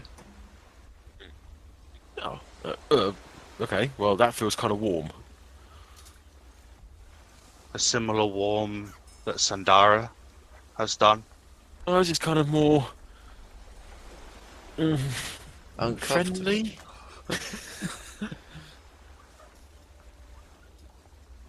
I was visited. What? I had a Wow. dream. Oh. I had a vision. And touching my skull on my necklace, my lord came to me. The dream. Yes. Right. He's granted me power like Besmara did to Sandara. Ooh. Well, Right. that's bloody useful. It is. And only a small measure of it, mind you. But something that will help us when we move a little further with our endeavors. Some of the magic that Sandara can do, I may have a lesser form of some of it. Right. Now I need to sit down and talk to you about this and Sandara, because I want to understand this kind of thing, right? So basically it's a case of what? Your god just goes like, "Oi, you, here you go," and fucking touches you inappropriately, and suddenly you can do magic, or different magic than what you could do before, because apparently there's different types of magic. I don't get it. I don't understand. You're not the brightest, are you? I know plenty, all right? But when it comes to magic, I want to learn, all right? You might think I'm just good at punching things, because I am, but I want to, I want to learn. I want to broaden my horizons a little bit. There are many types of magic. Different ways of accessing it. Different ways of using it. Different schools of magic. Different types of magic. Elements and time and transfiguration. Conjuration. Necromancy. Yeah, well, yeah. Ooh. Right, but alright, okay, so different schools and stuff, but what you're saying is your god has decided you can do magic, right? So what, if I suddenly believe in a god, they'll be like, right, you can do magic now? They only pick the worthy. Oh, I see, so you're worthy. Alright, okay, sorry, Miss Blackheart. Right, okay, then fine. So I'll look up to, like, the heavens, here we are in this cabin, and go, "Oi, Besmara, I believe in you now." Keep your fucking voice down, you prick. "Oi, Besmara, I believe in you now." And then look down and like make little kind of flicking motions with my fingers. Nope, nothing's happening. Don't I'm work. going to thaumaturge you the lights flickering in here. Oh, very fucking good, yeah. I don't It's get not it. something that happens immediately. Yeah. There are different ways of accessing magic. Some that you're born with. Some that you make a deal with a being, a demon, an angel, a devil, an ancient power, even some dragons. That sounds very inadvisable. And then some you learn. You spend years of study and you slowly unlock powers. And that's me. And sometimes gods will grant you a measure of power to do their will. You'd know these as Sandara, a cleric, or some of the great paladins of old battles and wars gone by, fighting for their god, fighting for their people, committing themselves to a higher cause with magic and steel.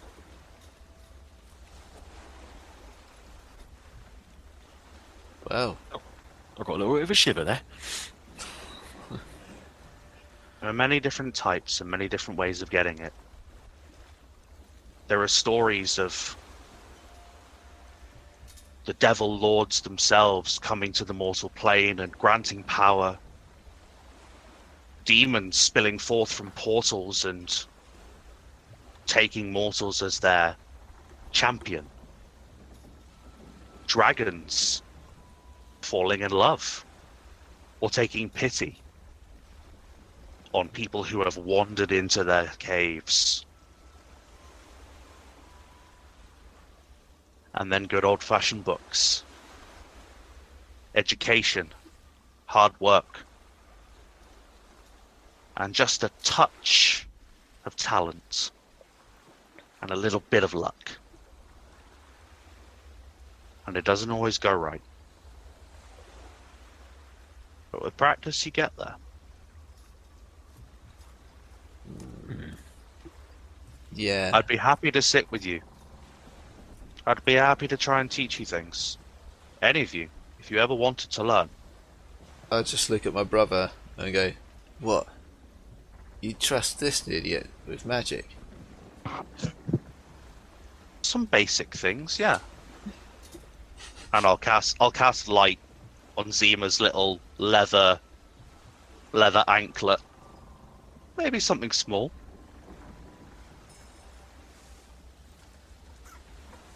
But even the small things can turn into something great.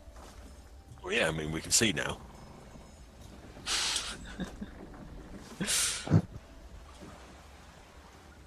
So again, I apologize. I wasn't straight with you. I wasn't able to tell you beforehand. I've thrown so much at you this evening that I haven't been able to process previously. And I do apologize for what Mr. Plug may have me do in the coming days or weeks when we make our way to Port Peril. I don't know where we are. I don't know how long it'll take. I don't know what his level of punishment will be. Well, he's a malicious wanker, so we've got to be prepared for the worst. That he is. Speaking And of as much as we don't like him, he is smart. He knows what he's doing. Yeah, about that. So, back on the ship, the Wormwood, just before the old, boarding action happened, there was a little bit of an incident. What did you do? Well, okay, so I don't know if you remember, but I was tasked with going down into the bilges and pumping them out again. All right, obviously what we done after the storm, right? Yeah. Yeah. But just me. Yeah, I remember. Yeah. So Scourge and Plug both came to me together, and they both escorted me down. And I was put down into the bilges by myself, and they asked me to pump it. So, me being the good little boy that I am, I pumped away, as it were. Now, apparently that wasn't quite good enough, because after a while, Plug came back and said I wasn't doing good enough, so I needed some help, right? And so he sent down Matey Boy, the one that we sew up this morning and chucked over the side. Oh, you made Jape? Yeah. So Jape came down, and you know what I'm like, bruv. You know what I'm like. I'm straightforward. I'll get to the point, right? Well, yeah. So he came down, and he didn't start pumping. He looked at me, so I asked him if he was down there to help me out or do me in. And then he pulled out a knife. Oh fuck! You killed him, didn't you? I don't think I did. Well, he's dead now. He's dead now, but look, right, okay, so what happened is that we had a bit of a scuffle, right? He tried to stab me, he missed, I punched him a few times, as I am wont to do. And I punched him in the face, and he fell down underwater and didn't come back up. So I grabbed him, and I checked for a pulse, and I'm pretty sure I found one. And so to make sure he didn't, drown, I propped him up against the ladder that led up. And then I went back to pumping. And then, after a while, Plug came back and seemed to insinuate that, that something had happened. But obviously, he was just, I knocked him out. I was leaning up against the ladder. And then the whole boarding action happened, and I left him where he was up on the ladder. And then we did the whole fighting thing. And then at the end of the day, I came back downstairs, and he was in bed, so he must have been alive. Otherwise, how could he have gone back up the ladder and got into bed? Actually, that I thought he was asleep in the bilges. When I went to go get the maul, I thought Jake was sleeping and I brought him upstairs, and I put him in a hammock. So I thought he was just very tired and not a great place to sleep because it was quite wet. My head is in my hands at this point. So is mine, actually. Fucking a duck. So, all right then. Yeah, I may have had something to do with his passing. And that's why Plug's watching you. Probably one of many reasons, to be fair. No. I overheard him. He specifically got you on this ship instead of ratting you in. Because he wants to keep an eye on you and punish you like you've never been punished before. I think that was his exact words. I caught them on the wind, but he's watching you and he's pissed. Yeah, I did wonder. Why he didn't rat me out. It didn't seem in character. I'm gonna have to shock you. What? Well, not right now. I mean, he's gonna make me hurt you. He's gonna make me punish you. He's gonna find any fucking excuse. Anything. The smallest thing. One wrong knot. You not going fast enough up the ropes. Mate, you better watch it. Because there's only so much I can do. Easier if I just chuck myself off now. Easier, yes. More enjoyable, hell no. Oh god, he's the fucking captain of this ship, isn't he? I'm stuck on a ship where the captain wants to kill me. Yeah. But you've got an officer who likes you. Well, he likes a strong word. Tolerates. Tolerates is better. Puts up with. Oh, you know what are the chances of us staging a mutiny? Just out of interest, just putting it out there. Well, we're with a fair few people who don't fucking like the wanker. And they don't have the captain to punch his way through people. I haven't seen Plug in a fight yet, not properly. You need to be careful. That's what I'm worried about. Did, I don't know what he's got up his sleeve. Did we get those the prisoners that were captured? Did they come on this boat too? I think it's 3, wasn't it? Yeah, we got some. Yeah, we grabbed 3 of them. Maybe we could get to them as well. It'll have to be you guys. I can't be seen doing it. Don't you worry, I'll sort that out. But you can't tell them that I'm on your side either. I've got to have deniability. Of course. Yeah, that makes sense.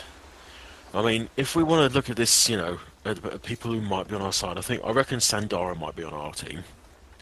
Sandara's with us. Yeah. And I can influence her.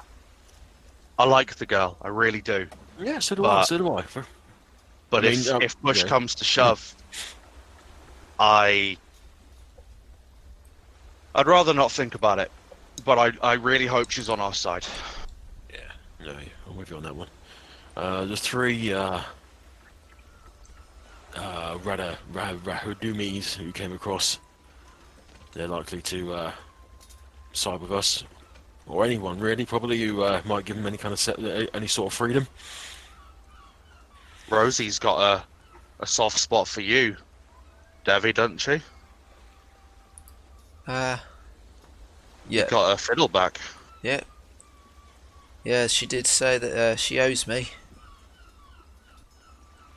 Concubine's fucking useless, but we can use him as bait. Or you know, a shield. That works as well. Lani, you could throw him, couldn't you? Yeah, I can throw him quite far. I'll bear that in mind. Of course, it might be a case that all we need to do is just wait it out until we get back to Port Peril. If we're being given shore leave, we could just fuck off. Could bounce. But I've got a funny feeling that Mr. Plug ain't gonna be letting me off the ship even when we do get there. And Port Peril ain't safe for me either. Well, we can probably look after you if it comes down to it. I mean, I can do this, pointing at my scourge face, but it doesn't always. I mean, it doesn't fool everyone. No disrespect, but I did see through it.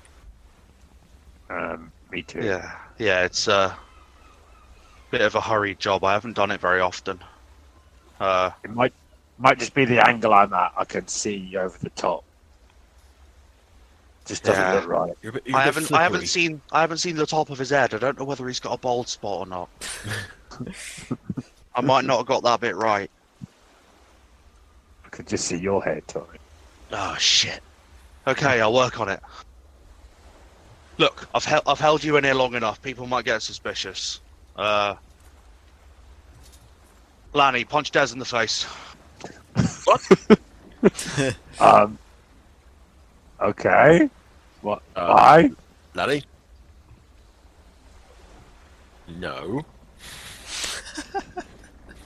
I mean, I will, but why? Because I want them to think that something happened in here and that Scourge made you do something you weren't happy with. Because they don't know I'm in here, they know Scourge is in here. If I can make him seem like a dick, then even more of a dick. We all know he's a prick. But I can just reinforce it a bit. Yeah, but I'm just gonna say this now. If it turns out that we walk out this room and Scourge has come down for a spot check, we're fucked. Oh yeah, oh, I'm well aware. And if he does, then we take him out. All right. Okay. If push comes to shove, you'll know it, and we'll kill a bitch. Well, I'm on board with that. Okay. Should I say, are you ready, Des? Let's fucking do it. Roll it. He's rolling big numbers. A 17? That hits. 6 points of damage? Ah! Bloody knows. More than that. Jesus. Broken orbital socket. You'll be fine in the morning. I'm sorry, but it's kind of necessary. Oh, sorry. Rude. Sorry, Des. Honey. Alright, go on, get the fuck out. I'll come back down in my body. It gives me the creeps looking like this. Right, if you want to like open the door and kind of like push me through, I'll stagger a bit and stuff. Ta muchly. And again, I'm sorry, boys. This is as much fun as it is to see you getting punched in the face. It's not what I wanted. It's another fucking minute. I'm gonna shove him through. Oh, mate, get to bed. Oh, yeah, right. Fuck you, Mr. Scourge. And the rest of you. Fuck's sake, brother. Should learn not to talk back all the time. It's not been a bit more fucking difficult with a broken fucking jaw. Who do we see coming through, Mr. DM, sir? What do you mean? When we come through that door, do we see everybody in their bunks? Are there any officers down most here? of them are in their bunks around. There's no officers down here, no. So That's it's just good. the sailors that you already would have seen have come down to sleep. Yeah. All right, then I would walk out. I haven't got control over Torrin, so I can't move her. You can't? No. Why not? Yeah, I couldn't move. Oh, okay. Sorry. I have to say controlled by Yeah. Torrin. Thank you. Can you do it now? Yep. All right, so I would move out and say, get to bed, you fucks. We'll see you in the morning. And then I will get out of the door. Is there anybody out here? Currently, no. Okay. I will drop form and wait 2 minutes. And then I will come back in, stand at the door, and just look and see if any of the crew notice me, clock me? No one seems to be paying you any particular attention. Alright. I will move down and get to my bed. Giving the lovely bloodied twin a tap on the shoulder.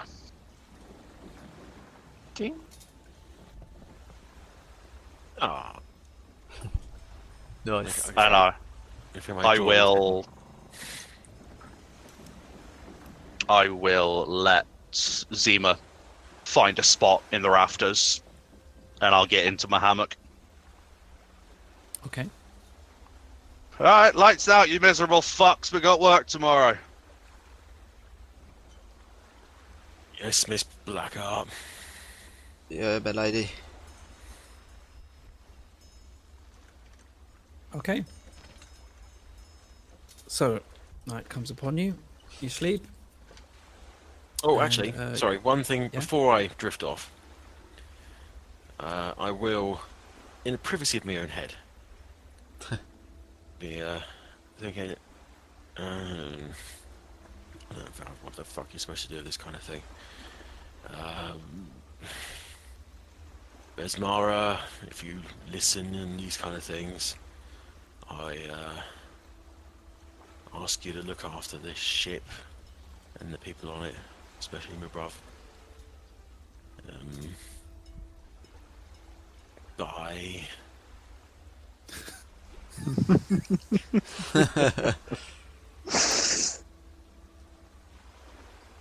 Okay.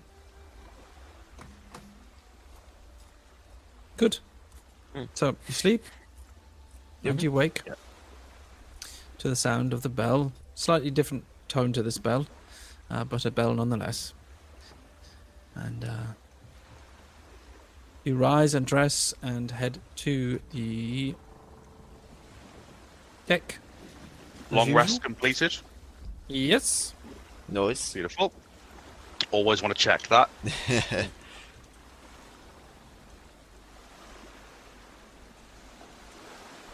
So, you're up on deck. A little bit of rain this morning. But it's not too bad at the moment. You're all inspected by Mr. Plug in the morning and then instructed to man your stations. And you set sail.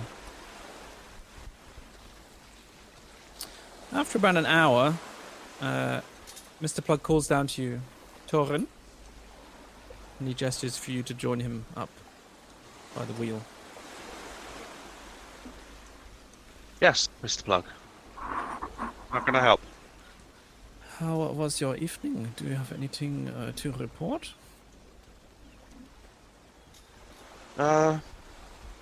Nothing out of the ordinary. The crew were nonplussed that I was down there. No one gave me a look. The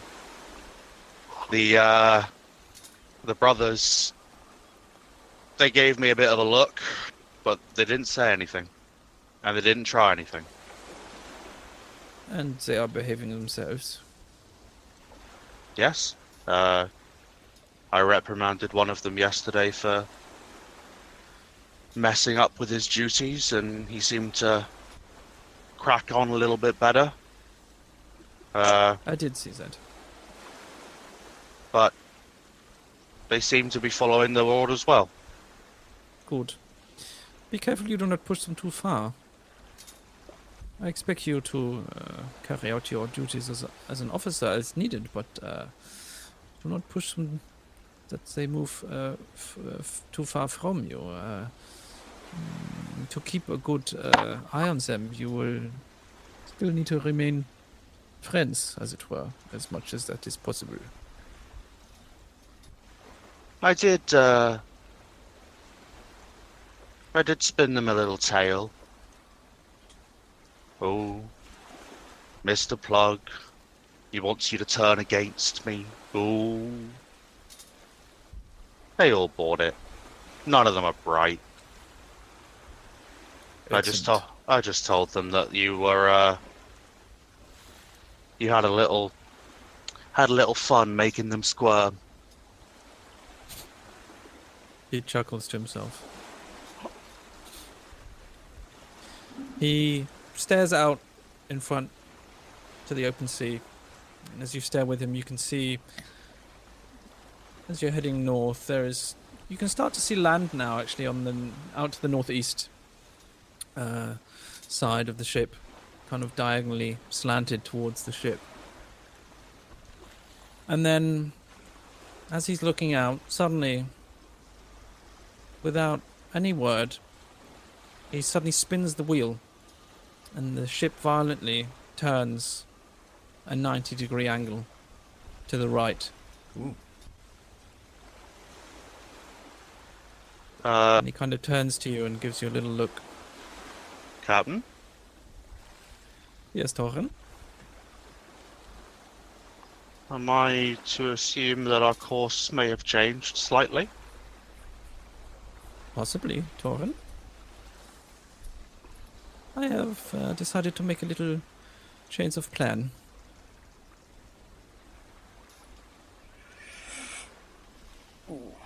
I will follow your lead.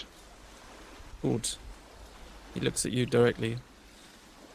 I can trust you?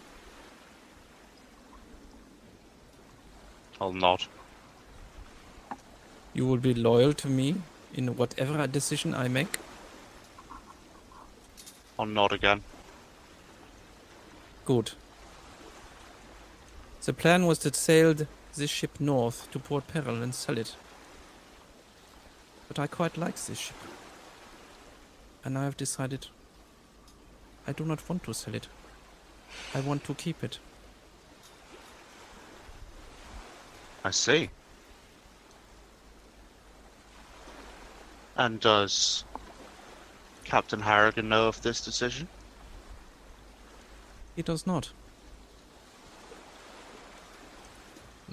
And I presume you would rather keep it this way. Indeed. If he were to ever find us, the consequences would be very dire indeed. Well. And that's where we'll end tonight's session. Oh, Oh shit! Oh shit! how did I know he was going to do that? How did I know he was going to do that? So, if there is anyone still listening and you've made it to this point in the video, we would really appreciate a like and a subscribe if you haven't. And if you want to follow us on any other social network platforms, you can find us on Twitter, Instagram, and Facebook just by searching for TNT Nerds. And all the links will be down below in the description. All of that jazz. Lovely social media stuff. Please come and talk to us so we can talk to you back. That would be nice. Yeah. We are, you know, we might be playing utter bastards, but we are nice in real life. Yeah. This whole bastard thing is new to us. Yeah. All the double-crossing pirate bollocks. Yeah. Not used to this. Very interesting. Pirate bollocks. Mm. That's a good title for the video, actually. Oh my god. Yeah, we'll think about one. Okay, thanks for joining us. We'll see you next week. Don't forget, don't be a dickhole or something. Don't be a dick. Bye. Bye. Bye.